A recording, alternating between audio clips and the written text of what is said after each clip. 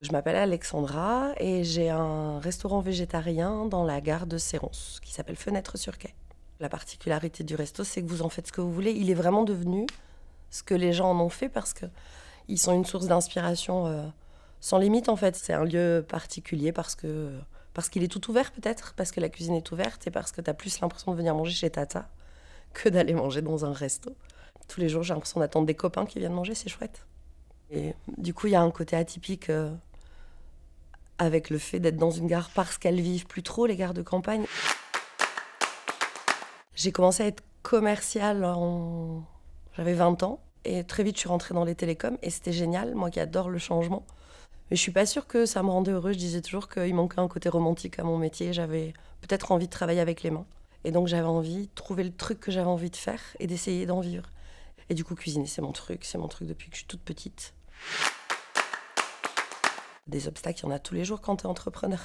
Mais globalement, c'est tellement grisant, en fait. Tu te dis que le matin, tu te lèves avec de la farine, tu fais des gâteaux, ils viennent l'acheter, et avec ça, tu paies tes charges, tu paies ton salaire, tu paies tes fournisseurs, et puis mes fournisseurs, tous, ils sont hyper chouettes. Moi, j'ai rencontré la CDC, j'étais déjà installée parce que vous êtes venus manger. Je ne savais pas qu'on pouvait demander de l'aide, de l'accompagnement pour s'installer. Et du coup, on a vraiment commencé à travailler ensemble quand on a préparé la fête de l'agriculture la première année.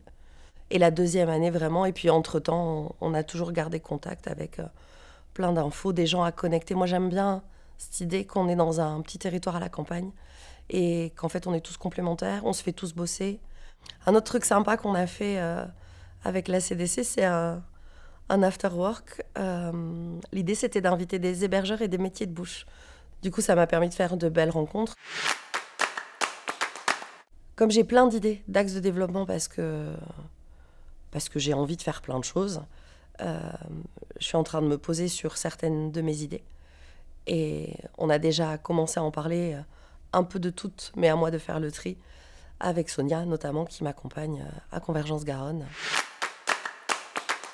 Le meilleur conseil que je donnerais à un entrepreneur qui se lance, c'est d'être hyper bien entouré, d'être hyper OK avec sa famille, parce que ça prend un temps de dingue, au détriment nécessairement d'autres choses, parce qu'il faut dormir aussi.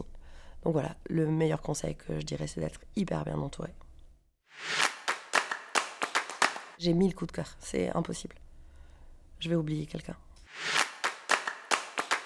Cette nouvelle vie, ce nouveau lieu et toutes ces connexions avec tous ces gens m'a permis d'avoir une vie toute douce, en fait, que j'avais pas, que je connaissais pas, que je soupçonnais pas. Une vie à la campagne, mais hyper riche.